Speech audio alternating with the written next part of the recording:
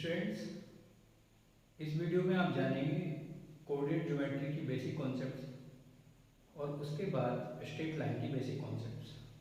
तो ये video 11th class के स्टूडेंट्स के लिए है, क्योंकि उनको स्ट्रेट लाइन्स पढ़नी है, तो ये उम्मीद करते हैं कि उनको ये बेसिक कॉन्सेप्ट्स आती होंगी। तो रिवाइज कर लेते हैं। कार्टेशियन प्लेन में जितने बेसिक पॉइंट्स होते हैं, जैसे कि एक्स कोऑर्डिनेट, वाई कोऑर्डिनेट क्या होते हैं। एक्स कोऑर्डिनेट को एब्सिसा, वाई कोऑर्डिनेट को ऑर्डिनेट बोलते हैं।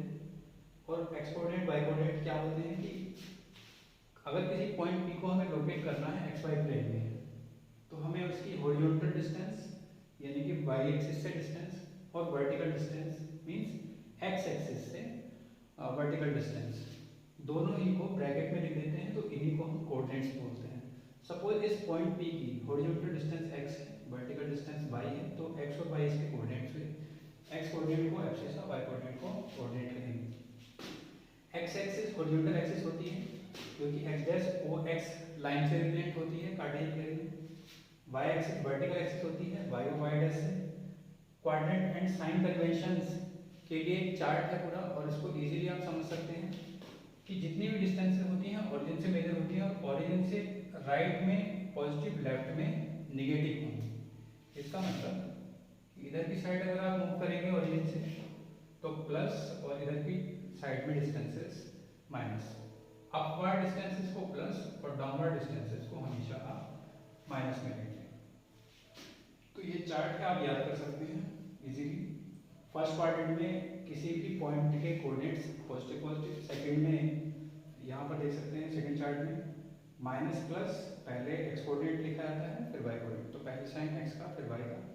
थर्ड में माइनस माइनस दोनों ही निगेटिव, और फोर्थ में प्लस माइनस। दो क्वाड्रेंट ऐसे हैं जिसमें दोनों के सेम साइन है, यानी कि प्लस प्लस है या फिर माइनस, और इसमें दोनों में अल्टर्ड साइन है, अपोजिट साइन।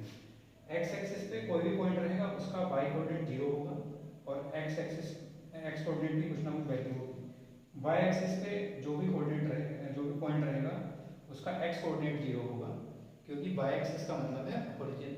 ओरिजिन से लेफ्ट या राइट साइड में हमने कोई डिस्टेंस मूव नहीं की है। ओरिजिन के लिए दोनों ही डिस्टेंस यानी दोनों ही कोऑर्डिनेट 0 होते हैं। तो ओरिजिन को अगर ओ से रिप्रेजेंट करते हैं तो कार्टेशियन प्लेन में इस ओ यानी ओरिजिन के कोऑर्डिनेट्स होंगे 0 0।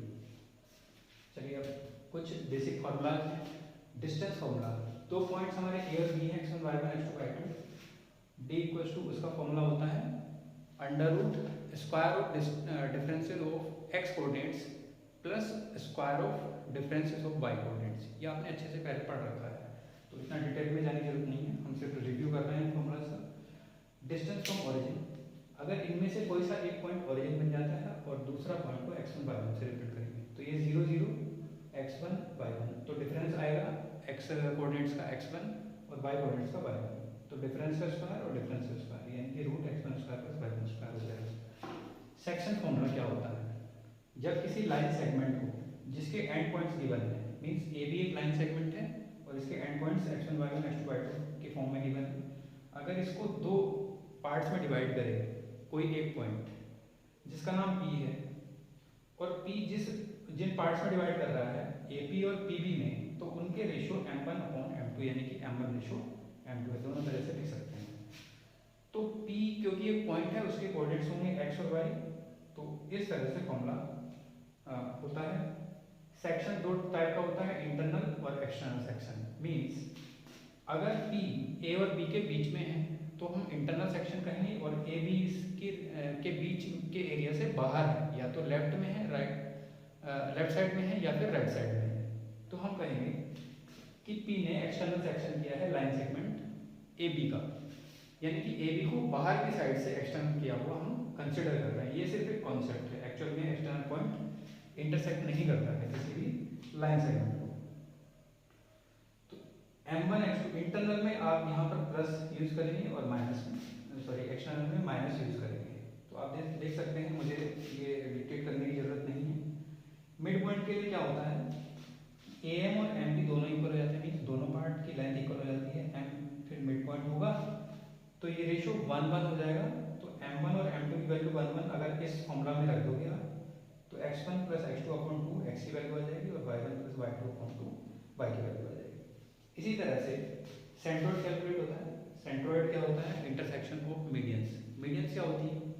किसी ट्राइंगल के वर्टेक्स से उसके अपोजिट साइड या फ्रंट साइड के मिड पॉइंट को अगर हम ज्वाइन करते हैं तो वो मीडियन कहलाती है। सपोज ये ए वर्टेक्स है और ये साइड आपकी बीसी है, तो बीसी के मिड पॉइंट डी से लाइन एडी ज्वाइन करने वाली क्या कहलाएगी? मीडियन। अब इस तरह से एडी बीई एंड तीसरी लाइन भी इसी पॉइंट से जाएगी, क्योंकि ये कंकरेंट मीडियंस कंकरेंट होती हैं। तो इंटरसेक्शन हमें सेंट्रोइड पे मिलेगा जिस पॉइंट को हम जी से रिप्रेजेंट करते हैं। जी के कोऑर्डिनेट्स क्या होंगे? अगर हमें वर्टाइसेस के कोऑर्डिनेट्स दिए हुए हैं triangle x2 y1 x2 y2 x3 y3,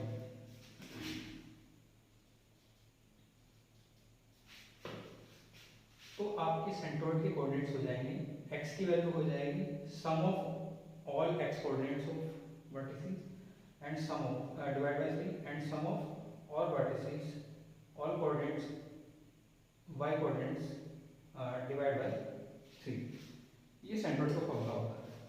तो आज हमें समझनी है स्ट्रेट लाइन की क्या कॉन्सेप्ट होती है, बेसिक कॉन्सेप्ट समझते हैं।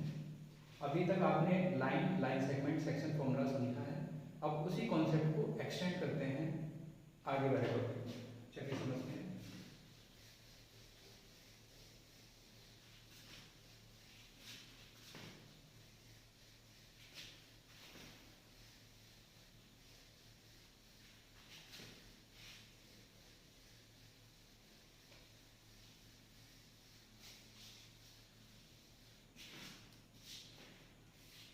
बच्चों, स्ट्रेट लाइन समझने से पहले हम एक बहुत ही बेसिक टॉपिक डिस्कस करते हैं, जो हम सर्किल में, पैराबोला में, मींस कॉनिक सेक्शंस में फिर से डिस्कस करेंगे और उसके क्वेश्चंस भी करेंगे। और फर्दर कंपटीशन वाले प्लेलिस्ट में आपको कुछ वीडियोस मिलेंगे जिसमें हम इस टॉपिक की काफ़ी चर्चा करेंगे और काफ़ी एग्जाम में आने वाले क्वेश्चंस भी करेंगे। और एग्जाम में क्वेश्चंस आते हैं, मैं बात कर रहा हूँ जीमेल के क्वेश्चंस की। मैथमेटिक्स का वो पार्ट, कोऑर्डिनेट ज्योमेट्री का वो पार्ट जिसमें लोकस से रिलेटेड प्रॉब्लम्स होती है। चलिए पहले बेसिक समझते हैं, लोकस क्या होता है। तो स्ट्रेट लाइन भी लोकस का ही एक पार्ट है। अब लोकस के डिफरेंट सेक्शंस को आप line, circle, parabola, hyperbola and ellipse form में पढ़ते हैं। स्पेशल कैटेगरी में पढ़ते हैं, स्पेशल इक्वेशंस होती हैं, स्पेशल प्रॉब्लम्स होती हैं, मीन्स फिक्स प्रॉब्लम्स होती हैं कि उस पर्टिकुलर कंडीशन में आप पर्टिकुलर फॉर्मूला लगाएंगे। लेकिन लोकस एक बड़ा ही जनरल सा टॉपिक है। लोकस क्या होता है? लोकस एक पाथ होता है किसी मूविंग पॉइंट का, मूविंग ना कहिए, किसी पॉइंट का एक path, a path of a point under certain rule, किसी रूल के अकॉर्डिंग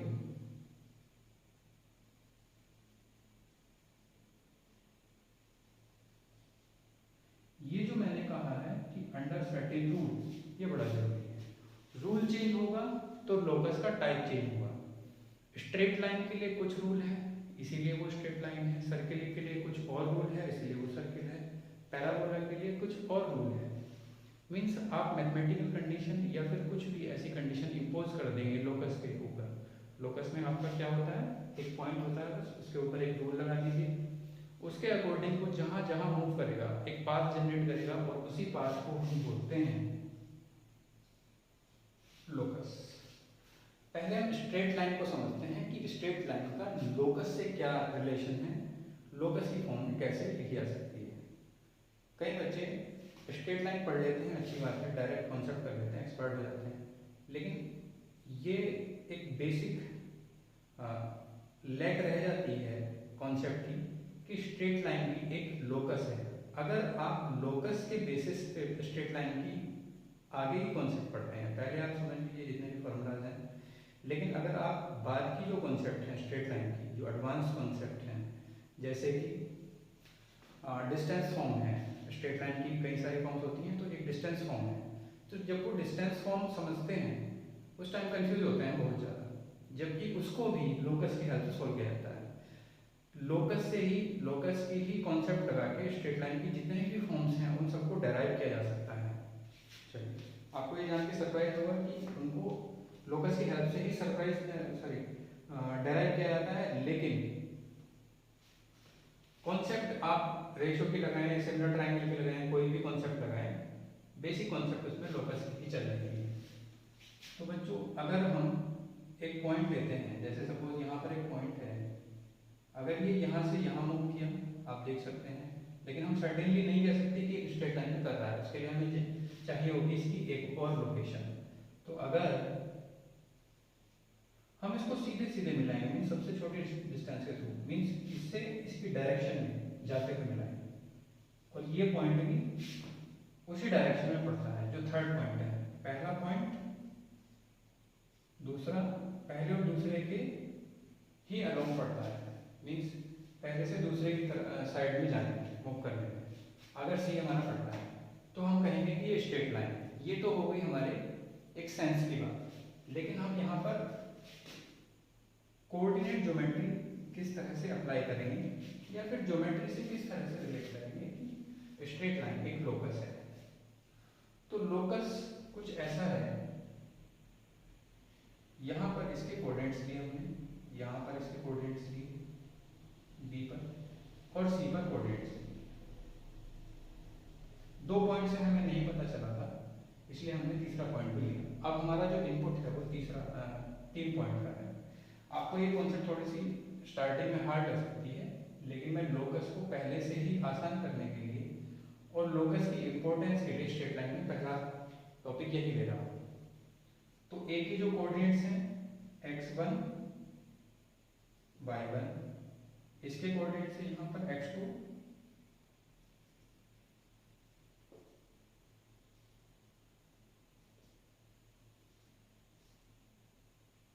और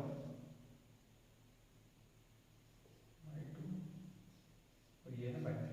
x1 मतलब ये डिस्टेंस, x2 मीन्स ओरिजिन से यहाँ तक की, x3 मीन्स ओरिजिन से यहाँ तक की डिस्टेंस। अब अगर मैं इस लाइन को ज्वाइन करूँ और इस लाइन को ज्वाइन करूँ इस तरह से, तो ये ट्रायंगल इसके सिमिलर है, मीन्स अब अगर इसमें से किसी एक पॉइंट को भी वेरिएबल बनाना, चलिए पहले इसमें रिलेशन सेट करते हैं।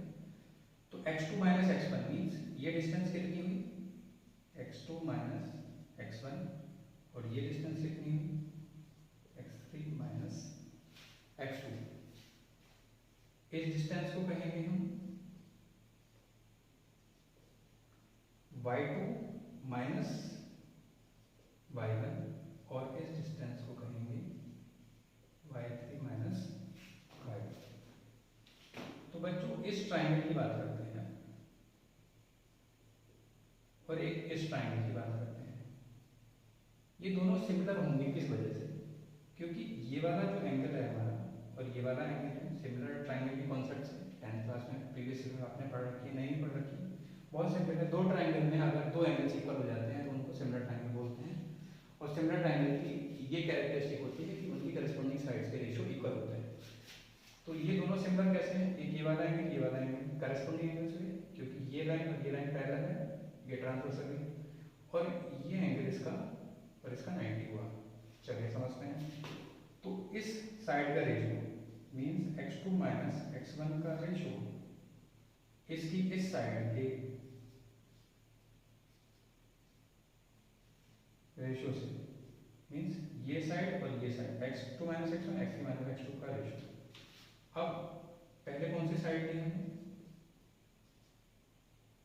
इस ट्रायंगल की साइड ली है, तो y2 माइनस y1 और y3 माइनस y1। अब इसमें आप 1 और 2 वाले जो पॉइंट्स हैं उनको एज इट इज रहने दीजिए, और जो थर्ड पॉइंट है इसको हम वेरिएबल पॉइंट बना देते हैं, यानी कि x पर, क्योंकि सबकी वैल्यू नहीं रखी जा सकती, इसमें से किसी एक पॉइंट को हमें वेरिएबल बनाना पड़ेगा। तो x2 minus x1 upon x minus x2, y2 minus y1, y minus y1, y2।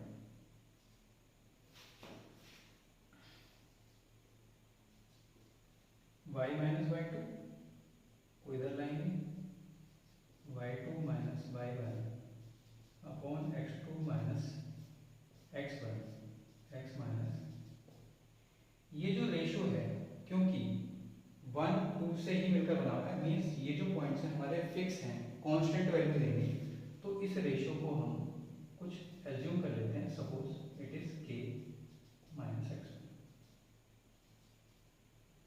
Equals to k x minus k x one y minus, अब आप देख सकते हैं कि y x3 और y3 के प्लेस पे हमने x और y रखा, जिसकी वैल्यू वेरी की जा सकती है, चेंज की जा सकती है। x3 y3 फिक्स थे अकॉर्डिंगली, जैसे कि इनके नेम्स हैं, लेकिन हमने x y के फॉर्म में किया तो ये एक वेरिएबल पॉइंट बन गया, यानी कि वेरिएबल वैल्यूज बन गई। तो अब हम x और y की कुछ भी वैल्यू रखेंगे, ये रिलेशन वैलिड होगा, और ये किसके लिए है, इस तरह के रेशो के लिए, मीन्स एक स्ट्रेट लाइन के लिए। तो अब हम इस इक्वेशन को लिख सकते हैं kx माइनस वाई, और ये वाई टू इधर आएगा minus k x one and plus y two equal to 0। अब k x plus minus one into y, और इस पूरे को एक constant means a x plus b, के फ्रैक्शन हो सकता है, कुछ भी हो सकता है, इंटीजर हो सकता है। अगर फ्रैक्शन है तो यहाँ पर y का कोएफिशिएंट b, और ये विदाउट x वाला या y वाला, विदाउट y वाला टर्म। तो अगर हमारा लोकस यानी कि पाथ एक पॉइंट का ऐसा है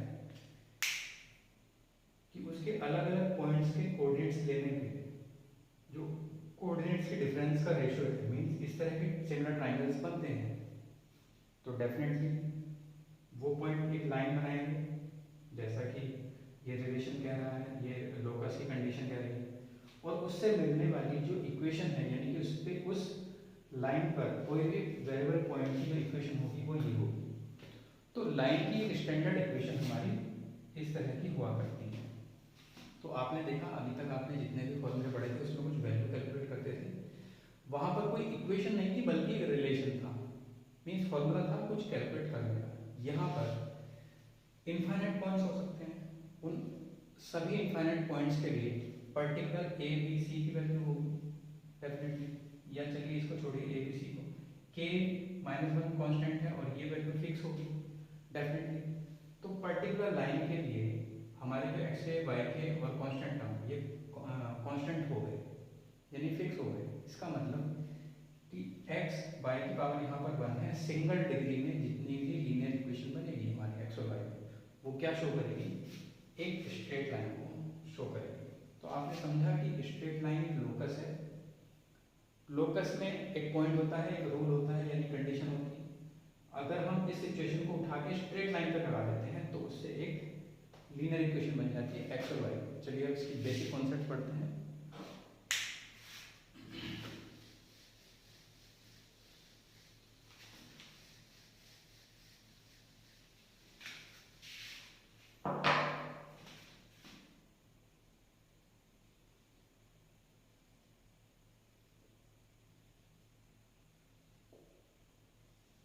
डेरिवेशन जैसे कि बुक में दिए होते हैं, तो हम डेरिवेशन ना करके प्रॉब्लम्स पे फोकस करेंगे, उन डेरिवेशन के जो कंक्लूजन्स हैं उनका यूज करेंगे।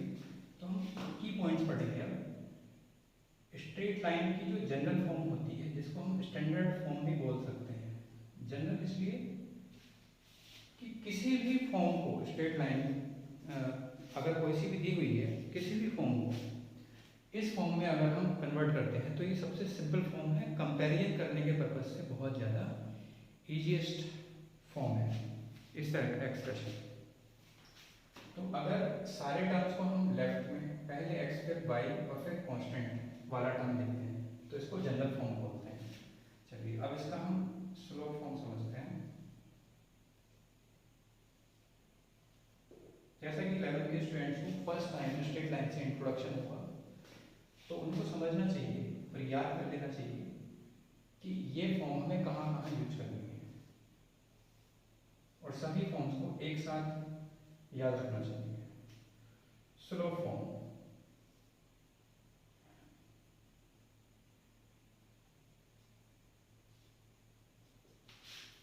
Slope means inclination. स्लोप का मतलब होता है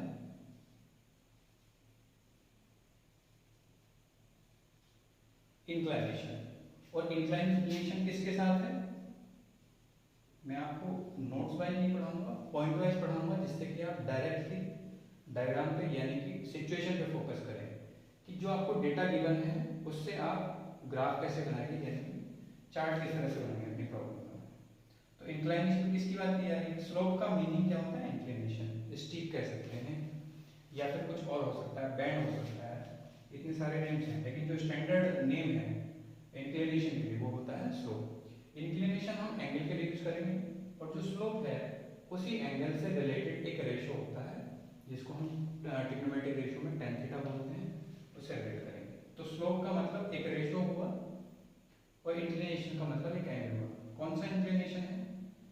एक्स एक्सिस की पॉजिटिव डायरेक्शन के साथ। मीन्स अगर ये आपके पास लाइन है तो इसका ये वाला एंगल, ये पॉजिटिव डायरेक्शन से हम इसको काउंट कर रहे हैं, और अगर नेगेटिव डायरेक्शन से काउंट करेंगे तो कौन सा होगा? अगर हम एक्स डैश ओ के डायरेक्शन से काउंट करेंगे तो हमारा एंगल ये हो जाएगा। तो इसको नहीं काउंट करना है हमें, इसे काउंट। अगर ये गिवन है तो 180 में सब्ट्रैक्ट करके कन्वर्ट कर सकते हैं with positive of x axis. तो अगर पॉजिटिव एक्स एक्सिस के साथ हमारे लाइन थीटा एंगल बनाती है, उसको थीटा कहेंगे, और इस थीटा का tan रेशियो ही लाइन का क्या कहलाएगा? Slope of line. Means m को ही हम स्लोप करेंगे। तो स्लोप ऑफ लाइन कितना होता है? tan theta equals to m, या फिर m equals to tan theta. अब अगर हम ये डिसाइड करते हैं कि इसने कितना इंटरसेप्ट कट किया है, सपोज कार्टेशियन प्लेन में इस पॉइंट से पास करने वाली मीन्स सी इंटरसेप्ट काटने वाली कितनी लाइंस हो सकती है? इनफाइनाइट नंबर ऑफ लाइंस हो सकती हैं, यहाँ से जा सकती है, यहाँ से जा सकती है, यहाँ से, इस तरह कितनी ही सारी। और इन सभी लाइनों में से अगर हमें वो पर्टिकुलर लाइन लें कि जिसका एंगल दिया है पॉजिटिव एक्स डायरेक्शन के साथ, मीन्स अगर ये वाली लाइन लेते हैं तो एक लाइन फिक्स हो गई, तो ये वही लाइन है जिसका सी गिवन है और पॉजिटिव एक्स एक्सिस के साथ थीटा एंगल फिक्स है। तो यहाँ पर इक्वेशन को यानी कि स्लोप फॉर्म क्या हो जाएगी? y equal to mx plus C. अब समझिए डेरिवेशन किस तरह से हुआ। ये सी है, इस पर कोई पॉइंट पी हो सकता है, यहाँ पर इसके कोऑर्डिनेट्स x और ये इसका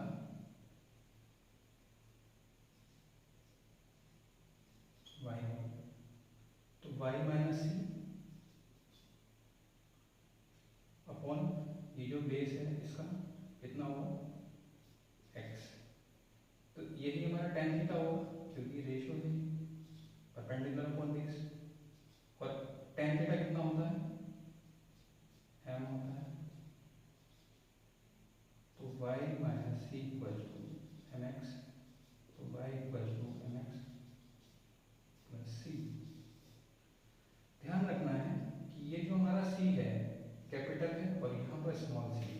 डिस्टिंक्शन क्रिएट करने के लिए स्लोप फॉर्म में, लाइन की स्लोप फॉर्म में हम यहाँ पर इसको कैपिटल सी ले रहे हैं, वहाँ पर स्मॉल सी है, तो इसलिए हमें डिफरेंस क्रिएट करने के लिए अल्फाबेटिकली कैपिटल लेना पड़ेगा। चलिए आप समझा कि स्लोप फॉर्म किस तरह से डायरेक्ट। अब हम इसके आगे कोई भी डेरिवेशन नहीं करेंगे, डायरेक्टली समझेंगे। तो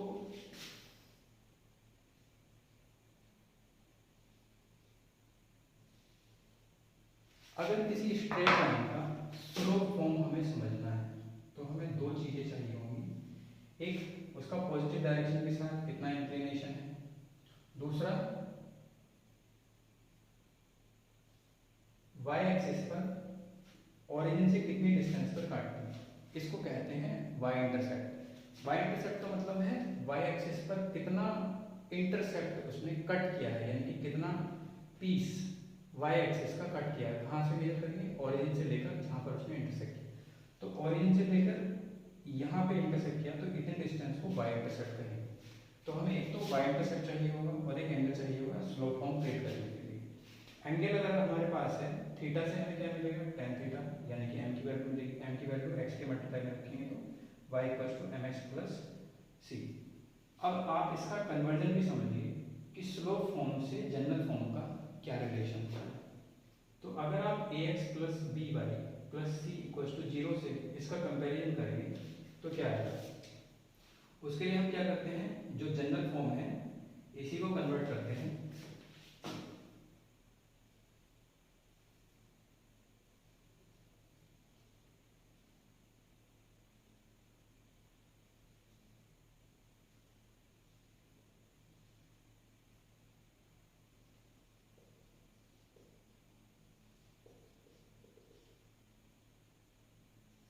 तो हेडिंग है slope of a line ax plus by plus c equals to 0।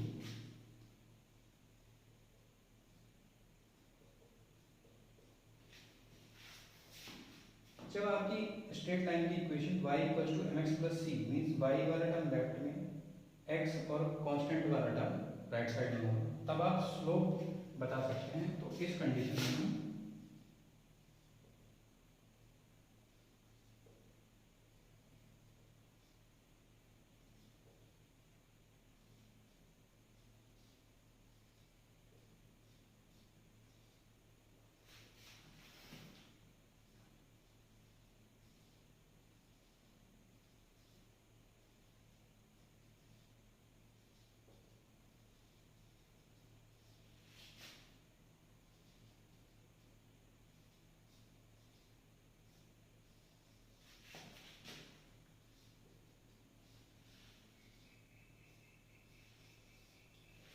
तो आपका स्लोप हुआ और y इंटरसेप्ट हुआ कौन सी लाइन का, अगर लाइन इस फॉर्म में आपको गिवन है, लाइन जनरल फॉर्म में ax plus by plus c equals to 0 की फॉर्म में गिवन है, तो स्लोप होगा m equals to minus a upon b। For example आपके पास एक equation 2x minus y minus 9 equals to 0, ये एक स्ट्रेट लाइन की इक्वेशन होगी। अभी मैंने बताया कि लीनियर फॉर्म में, यानी कि linear equation in two variables x और y में अगर लीनियर इक्वेशन है तो वो स्ट्रेट लाइन को रिप्रेजेंट करेगी। और ये आपने 10th में भी आपने लीनियर इक्वेशन टू वेरिएबल वाले चैप्टर में अच्छे से पढ़ा है, वहाँ पे जब आपने लाइन्स की प्लॉटिंग की है। तो इसका a है 2, b है -5 और c है -9। तो स्लोप का फॉर्मूला होता है माइनस a अपॉन b, यानी माइनस 5/2। तो m की वैल्यू आई 5 और होगा y intercept minus c upon b, तो minus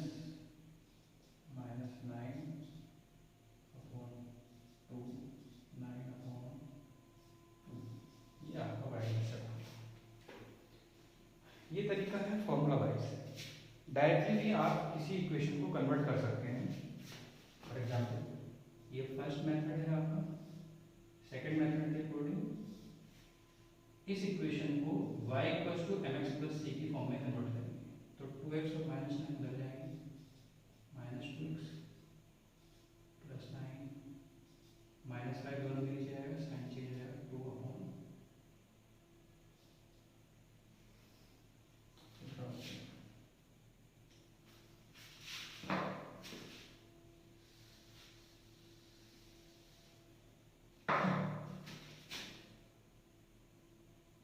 -2 upon -5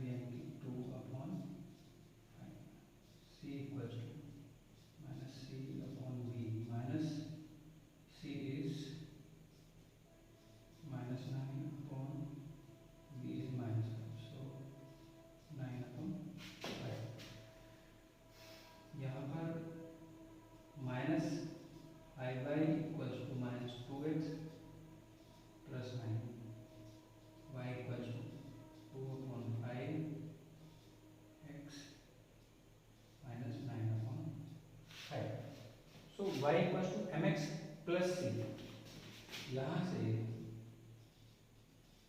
2/5 and c equal to -9/5। अब इस प्रॉब्लम को समझने के बाद एक छोटे से टॉपिक को कवर करते हैं कि अगर कोई लाइन ओरिजिन से पास करे तो उसका थीटा गिवन है। जैसे इस सिचुएशन से समझिए कि कोई लाइन यहाँ से पास कर रही थी, उसका आपने थीटा फिक्स कर दिया। Theta means angle with the positive direction of x axis, ये थीटा आपने फिक्स कर दिया। और ये लाइन ओरिजिन से पास कर रही है, मीन्स उसका y इंटरसेप्ट 0 है, या हम कह सकते हैं कि ओरिजिन से पास। y इंटरसेप्ट 0 होने का मीनिंग ही यही है कि y एक्सिस पे 0 इंटरसेप्ट करेगी। y एक्सिस पे जितना उसको काटना चाहिए पीस y एक्सिस का, उसकी लेंथ कितनी है, 0 है। या हम दूसरे शब्दों में कह सकते हैं कि वो ओरिजिन से पास कर रही है। तो जब c की वैल्यू 0 होगी तो हम कह सकते हैं कि लाइन की इक्वेशन कितनी हो जाएगी, y इक्वल टू नेक्स्ट। तो ये आपकी थी lines passing through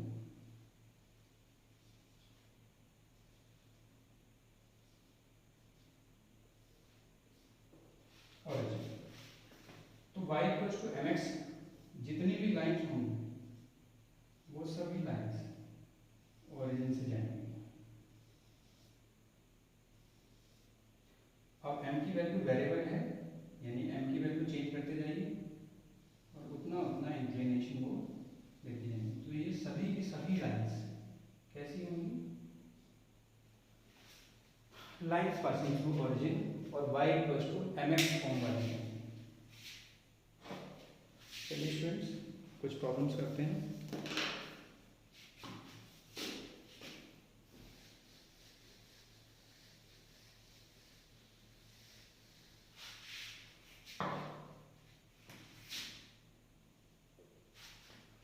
find the slope of a line whose inclination is given. तो अगर किसी लाइन का इंक्लिनेशन गिवन है, inclination of a line, line का जो इंक्लिनेशन होता है हमेशा पॉजिटिव एक्स एक्सिस से लिया जाता है। तो आपको थीटा की वैल्यू गिवन है 30 डिग्री। तो इसका स्लोप कितना होता है, m equal to tan theta. तो tan 30 डिग्री, tan 30 इज 1/√3।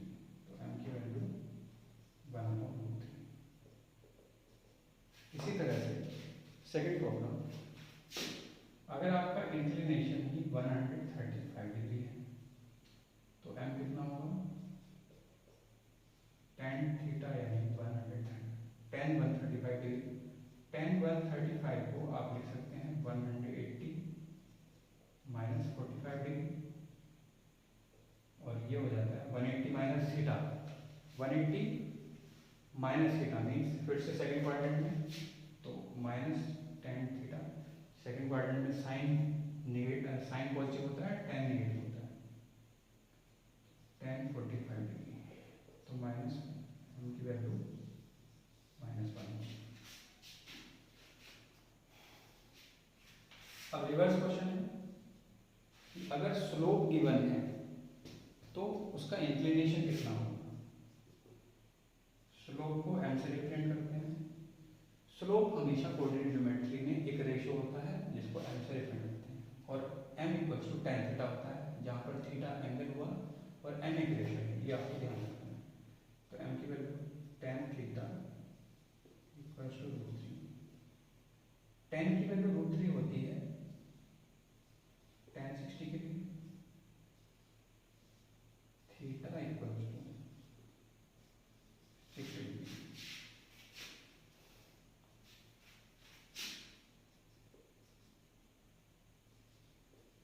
अब अगर आपको -√3 दिया है तो tan थीटा होगा आपका -√3। tan थीटा की वैल्यू माइनस कब होती है, बाद में देखनी, पहले √3 की वैल्यू होती है tan 60। अब ये जो माइनस के अंदर ले जा सकते हैं, यानी कि -60 डिग्री डायरेक्टली लिख सकते हैं, या फिर एक तरीका और है कि tan tan 180 माइनस थीटा होता है माइनस टेन थीटा, तो माइनस टेन थीटा को हम tan 180 माइनस थीटा लिख सकते हैं। तो थीटा की 180 माइनस 60 यानी कि 120 पॉजिटिव वैल्यूज में कैलकुलेट की। स्टूडेंट जब हमने लोकस कैलकुलेट किया एक स्ट्रेट लाइन का, तो उस टाइम पे हमारी इक्वेशन की फॉर्म बनी थी। अब हम उसी को डिस्कस करेंगे।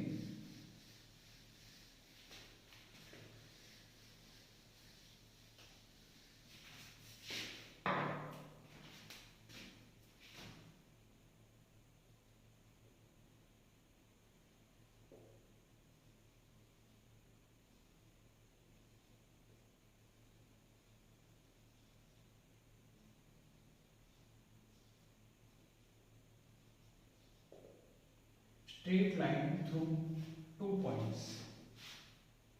सपोज आपके पास दो पॉइंट्स हैं,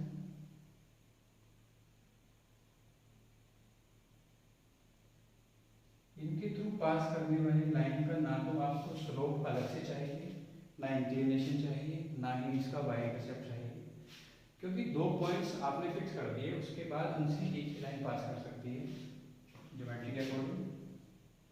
अगर ये पॉइंट्स आपके x1 और y1 है,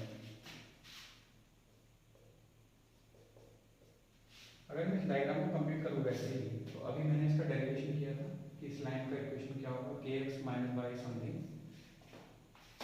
तो इसके स्लोप का फॉर्मूला होता है, means line passing through two points का स्लोप होता है m equals to difference of y coordinates to difference of x coordinates. ध्यान रखना है, पहले अगर सेकंड पॉइंट लिया है तो नीचे भी पहले सेकंड पॉइंट लेना है, और पहला पॉइंट लिया है तो नीचे भी पहला ही पॉइंट लेना है। तो स्लोप है m equals to y2 minus y1 upon x2 minus x1। अब इसकी इक्वेशन समझते हैं।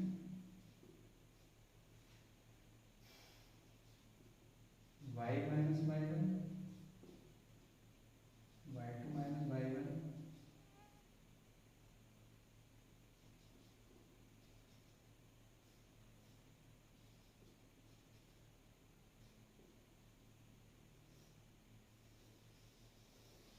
और आपको मालूम ही है कि ये क्या होता है, आपका स्लोप होता है। बेसिकली आपको इसी फॉर्मूला को यूज करना है।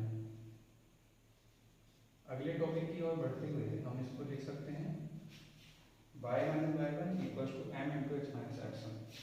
तो आपका जो m है वो इन्हीं पॉइंट से कैलकुलेट होगा। इससे आपने समझा कि इस एक्सप्रेशन को आप m लिख सकते हैं, क्योंकि ये आपका डायरेक्टली क्या है, स्लोप ही है प्रॉपर।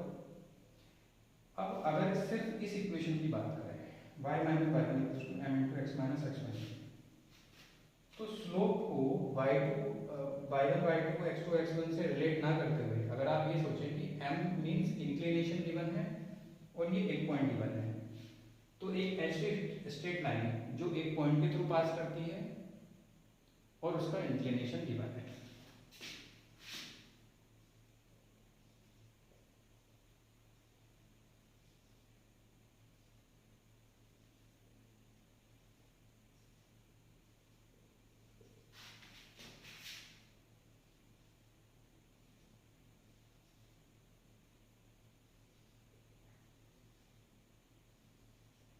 इंक्लिनेशन को स्लोप भी कह सकते हैं कि स्लोप दिया है इंक्लिनेशन ना देकर।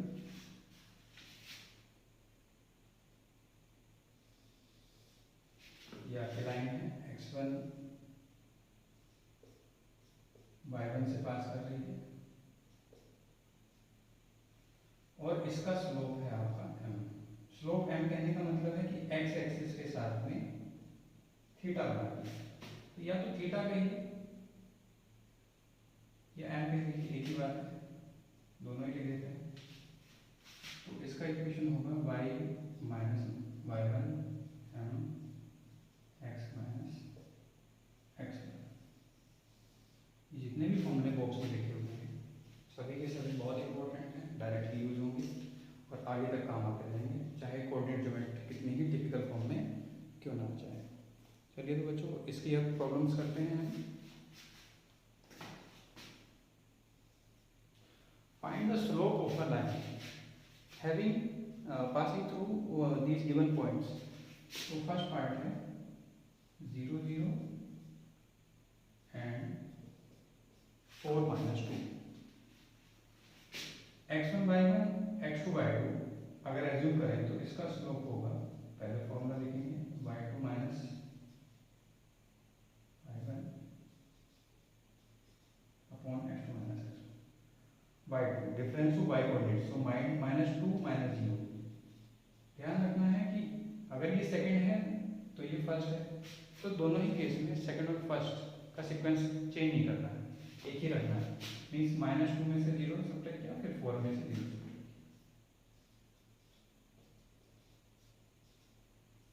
तो -1 ये हमारा स्लोप आ गया।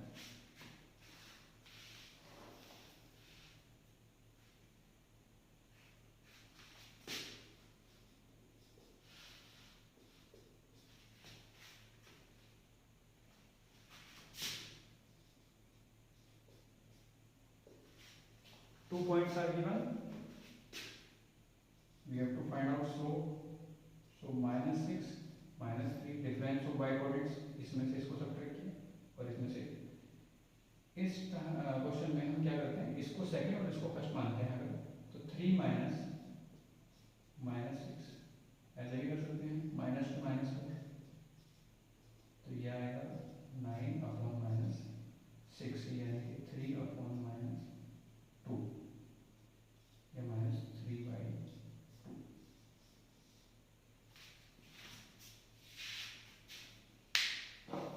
चलिए स्टूडेंट्स, अब हम इक्वेशन बेस्ड क्वेश्चन करते हैं जिसमें हमें किसी लाइन की इक्वेशन फाइंड आउट करनी है।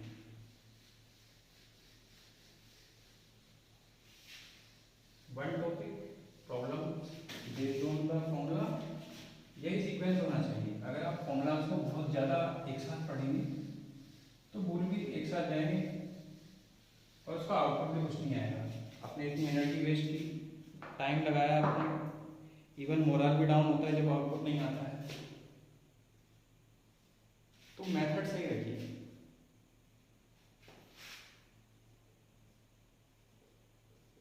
सो वी हैव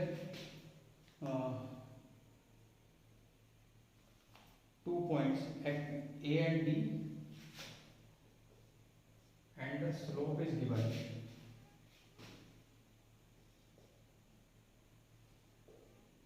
Slope is -5/4। तो हमें x की वैल्यू बतानी है यहाँ पर। बच्चों m -5/4 गिवन है, m की वैल्यू होती है difference of y coordinates -8 -2 upon 6 - x -5/4, तो -8 4 जब, और ये 6 - x इधर जाएगा -5 6 - x -30 प्लस 5x, तो ये इधर जाएगा -2 एंड x = -2 अपॉन 5 जाएगा।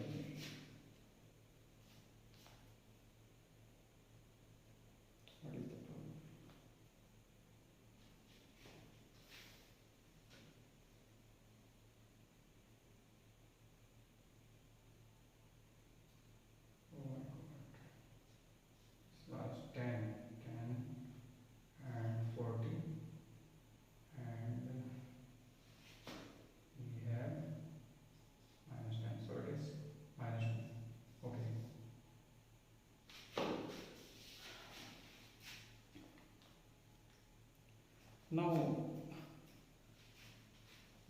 those lines which are parallel, suppose xy plane में दो लाइंस आपकी पैरेलल हैं, दोनों के पॉजिटिव डायरेक्शन के साथ जो इंक्लिनेशन होंगे, यानी कि लाइंस के इंक्लिनेशन होंगे वो इक्वल होंगे।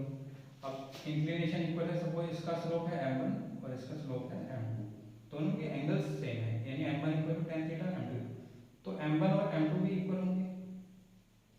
Yes, correct. तो दो पैरेलल लाइंस होती हैं उनके स्लोप्स इक्वल होते हैं। चलिए इस पे एक क्वेश्चन करते हैं।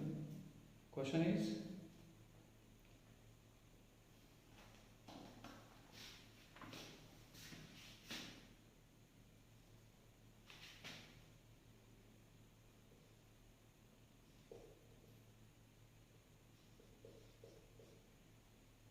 Line through these two points A और बी एज्यूम कर लेते हैं। तो इसका लाइन का स्लोप होगा हमारा 8 माइनस 6 4 माइनस -2 कितना आया 2/6 यानी कि 1/3। अब दूसरी लाइन गिवन है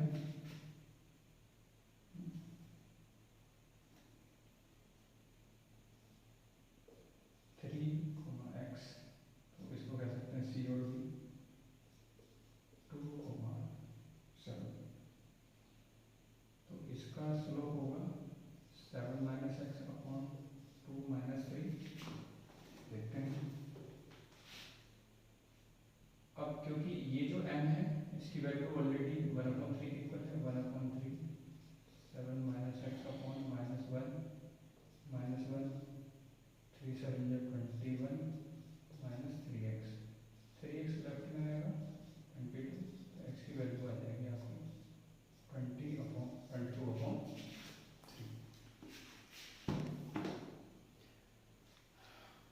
इसके बाद हम कॉन्सेप्ट लेंगे बच्चों कोलिनियरिटी। मीन्स आपने कोलिनियरिटी डिस्टेंस फॉर्मूला की हेल्प से समझा, कोलिनियरिटी को आपने एरिया की फॉर्म से सेक्शन फॉर्मूला की मेथड से समझा है।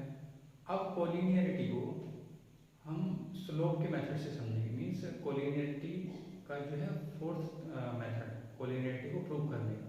कोलिनियरिटी क्या होती है? 3 पॉइंट्स एक ही लाइन में अगर होते हैं यानी कि 2 पॉइंट्स के पास होने वाली लाइन 2 पॉइंट्स के थ्रू जाने वाली लाइन अगर थर्ड पॉइंट से भी जाती है तो हम ये कहेंगे कि थर्ड पॉइंट भी उसी लाइन पर है और कंडीशन प्रूव हो जाती है।